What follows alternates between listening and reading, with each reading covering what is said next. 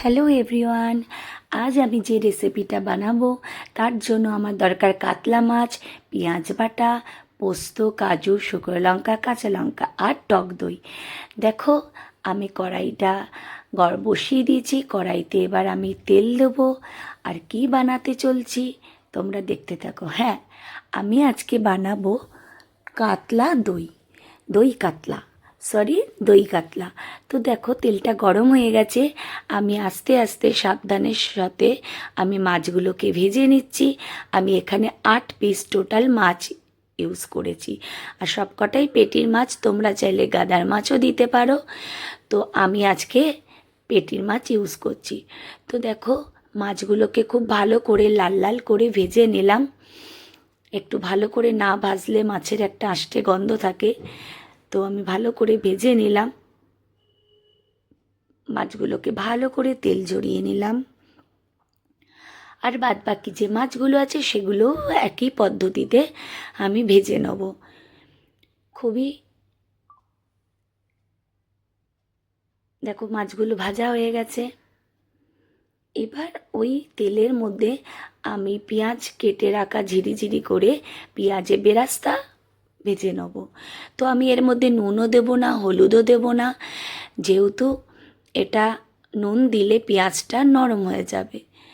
আমি নুন দিইনি, এমনি ভেজে নিয়েছি। আর দেখতে হবে পেঁয়াজটা যেন ভাজার সময় কালো না হয়, একটু লাইট বাদামি কালার হবে। তারপরে আমি খুব ভালো করে তেলটা ঝরিয়ে তুলে নেব। তেলটা কিন্তু খুব ভালো করে ঝরাতে হবে। দেখো, লাস্টেরগুলো তো উঠতেই চাইছে না, খুব জ্বালাতন। আমি ভালো করে তুলে নিয়েছি। বাদ বাকি তো গ্যাসের মধ্যে পড়েছে, আমি সেটাকে পরিষ্কার করে মুছে নিলাম। রান্নাঘরে খুব নোংরা হয়। এবার আমি ওই তেলের মধ্যে গোটা গরম মশলা ফোড়ন দিলাম। ফোড়ন দেওয়ার সাথে সাথে একটা সুন্দর গন্ধ বেরালো। একটু নেড়ে চেড়ে নিলাম। এইবার বেটে রাখা যে পেঁয়াজ বাটাটা আছে সেটা আমি দিয়ে দিলাম। ভালো করে পেঁয়াজটাকে কষিয়ে নেবো, কেন পেঁয়াজের একটা কাঁচা গন্ধ থাকে, সেই গন্ধটা যাতে চলে যায় তার জন্য অনেকক্ষণ ধরে পেঁয়াজটাকে কষিয়ে নিতে হবে। এবার আমি পরিমাণ মতো নুন দিলাম, খুব সামান্য হলুদ দিলাম, কারণ আমি এটা হলুদ ছাড়াই করতে চাইছিলাম। তাও যেহেতু মাছ করব বলে হালকা একটু হলুদ দিয়েছি। খুব ভালো করে নেড়ে চেড়ে আমি কষিয়ে নিলাম। দেখো, কষানোটা খুব সুন্দর হয়েছে। এবার আমি কালারের জন্য একটু কাশ্মীরি লঙ্কার গুঁড়ো দিলাম। তোমরা চাইলে দিতেও পারো, না দিতেও পারো, আজকে আমি একটু দিলাম। দেখো, ভালো করে কষানো হয়ে গেছে। কালারটা কেমন হয়েছে বলো? এখনও তো বাকি আছে, দেখতে থাকো। এবার আমি এর মধ্যে দিয়ে দেবো কাজু কি আর হচ্ছে পোস্ত, শুকনো লঙ্কা পেস্টটা ভালো করে এর সাথে মিশিয়ে নেব। খুব ভালো করে কষতে থাকবো যতক্ষণ না এর থেকে তেলটা ছাড়ে। এবার বাটিতে লেগে থাকা যে অংশটা আছে সেটা একটু গরম জল দিয়ে ধুয়ে আমি দিয়ে দিলাম। ভালো করে নাড়াচাড়া করলাম। এবার আমি ওর মধ্যে একটা লিড লাগিয়ে দেবো, ঢাকনা। আস্তে আর নিম আছে করব। ঢাকনাটা তুলে এবার দেখে নেবো কীরকম হয়েছে। দেখো, খুব সুন্দরভাবে কষানো হয়ে গেছে। এবার আমি ওর মধ্যে দিয়ে দেবো ফেটিয়ে রাখা টক দইটা। তোমরা টক দইটা খুব ভালো করে বাটির মধ্যে চামচ দিয়ে ফেটিয়ে নেবে, যাতে দানা দানা না থাকে। খুব ভালো করে টক দইয়ের সাথে এটাকে মিশিয়ে নেবে। বাটিতে যেটা লেগে আছে সেটাও কিন্তু ভালো করে একটু গরম জল দিয়ে ধুয়ে তোমরা সবাই দেবে, কোনোটাই ফেললা না।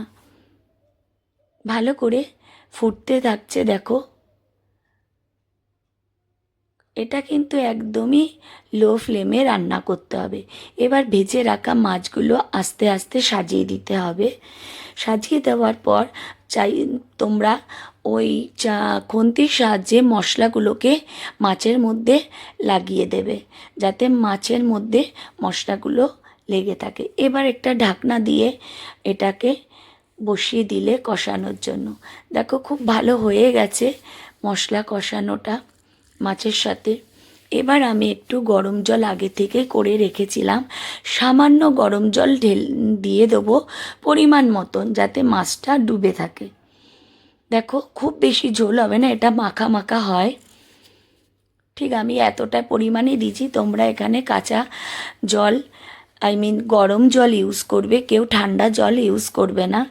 আর এখানে আমি 4টে কাঁচা লঙ্কা চিড়ে দিয়েছি, কাঁচা লঙ্কার একটা আলাদা ফ্লেভার থাকে, খুব ভালো লাগে।